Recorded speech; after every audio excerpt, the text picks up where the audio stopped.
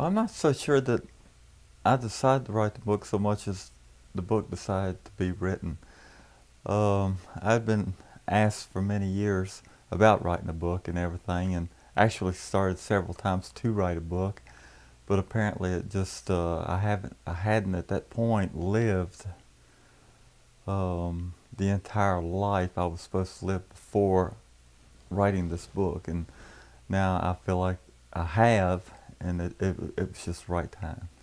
The experience of writing a book, of course, was emotional because of my upbringing and everything, and you know, we had a good family, but a family that didn't really say the "I love you" and stuff, and so therefore I never really trusted the what I call in the book the L word, the love word.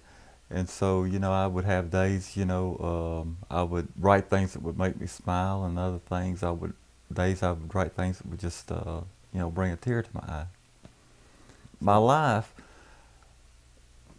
will appear to be really risky and everything. I took a lot of chances and lived a very wild life, and had actually had thoughts that I wouldn't live past the age of 30.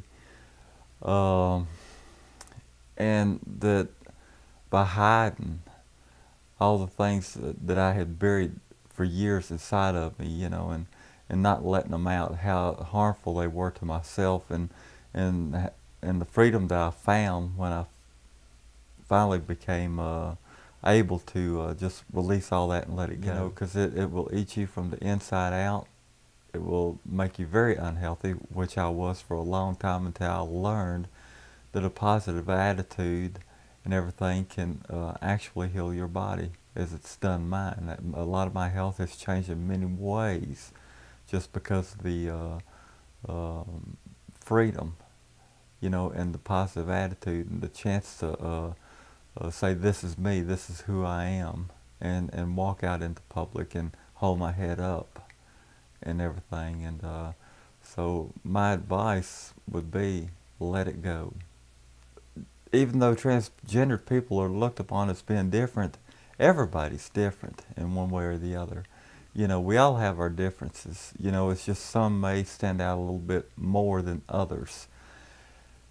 And I hope that anybody that reads the book that isn't transgendered or doesn't understand the issue of being transgendered come to understand that it's not easy on any of us. And for us, we don't understand it any more than your average person on the street, and a lot of times we have to try to form some kind of acceptance of ourselves and some kind of understanding of ourselves, just like anybody on the street would have to do. Well, I hope it'll inspire other people to be a little more open-minded and realize that, everybody deserves to be loved no matter what. There's just no point in having hatred and having any kind of prejudice and stuff like that. That's a thing of the past. That's old world stuff. We're in a new age and everything, and being transgendered and cross-dressing stuff has been around for ages. It's not a new concept, and it's not a choice. Who would in their right mind wake up one morning and say, hey, it's a good morning to screw up my life, I'm going to come out and tell everybody I'm transgendered?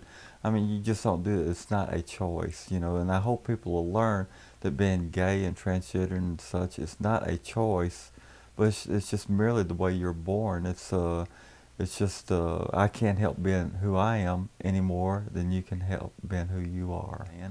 And I hope that the book will show other transgendered individuals that, we all have our fears, and that we can have a life. And that just coming out's not always the most difficult thing in the world. Now, I can't sit here and tell each transgender individual or individual with a difference how to make that change, how to come out, because each one of our experiences are going to be different. For me, it was I got lucky. I was lucky when it was a very simple process. My family accepted me. My friends, to a point, accepted me. They didn't understand me, but I didn't expect them to. And you can't expect people to understand you. You can only hope that they will accept you. Well, if one of my readers would like to contact me, I'd love for them to do that, because over the years I've helped many of people. I haven't been shy about my issues. I've shared my story with many individuals that some were kind of shocked, but none of them walked away from me. Matter of fact, if anything, I had a lot of support from these individuals. It's not as scary today as it used to be, and I think it gets better. Once I get to have facial feminization and breast implants and a few other uh, things done to my body to look more feminine and everything, I would like to write a book about where Hung in the Middle stops, and bring everybody up to date as to what it's like after my surgery, and actually going out into the world feeling the way I really truly feel like I should have been born.